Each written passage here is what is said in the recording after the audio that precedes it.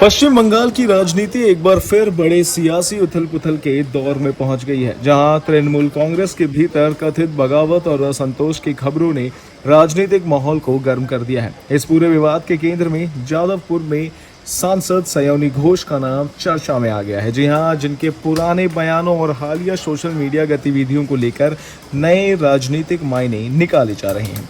कभी ममता बनर्जी की सबसे भरोसेमंद और वफादार युवा नेताओं में गिनी जाने वाली सयोनी घोष का एक पुराना बयान फिर से वायरल हो रहा है, जिसमें उन्होंने कहा था कि मेरे नाम में चड्डा नहीं है, लेकिन घोष हमेशा घोष रहेगा। इस बयान को उन्होंने अपनी पहचान और पार्टी नेतृत्व के प्रति निष्ठा के रूप में प्रस्तुत किया था।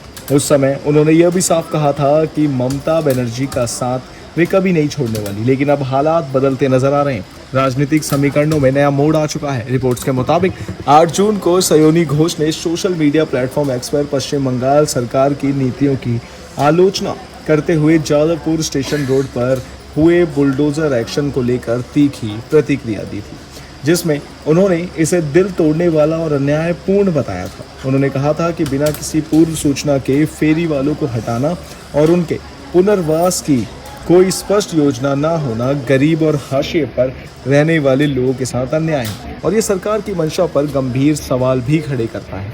इस बयान के बाद से ही राजनीतिक हलकों में हलचल तेज हो गई और अटकलों का दौर शुरू हो गया है। टीएमसी के भीतर सब कुछ ठीक नहीं चल रहा है। आपको बता दें, इसके बाद यह भी दावा किया गया कि पार्टी के करीब 20 सांसदों का एकजुट नेतृत्व से असंतुष्ट और वे लोकसभा एनडीए को समर्थन देने पर विचार भी कर रहे हैं। हालांकि इसकी अभी तक कोई आधिकारिक पुष्टि नहीं हुई है। इस कथित गुट में सयोनी घोष का नाम भी शामिल बताया जा रहा है, जिससे यह मामला और अधिक संवेदनशील हो गया है।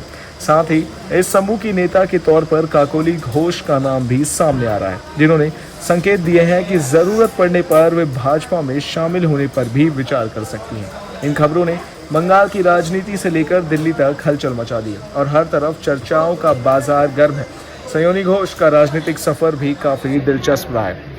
सिर्फ इतना ही नहीं, आपको बता दें कि क्योंकि उन्होंने विधानसभा चुनावों के दौरान ममता बनर्जी के लिए जोरदार प्रचार किया था और कई बार उन्हें ममता की राजनीतिक छवि से समानांतर देखा गया था। उनके भाषण, प्रचार शैली और सार्वजनिक गतिविधियों ने उन्हें काफी लोकप्रिय बनाया था और उस समय उन्हें ममता बनर्जी की राजनीतिक उत्तराधिकारी तक कहा जाने लगा।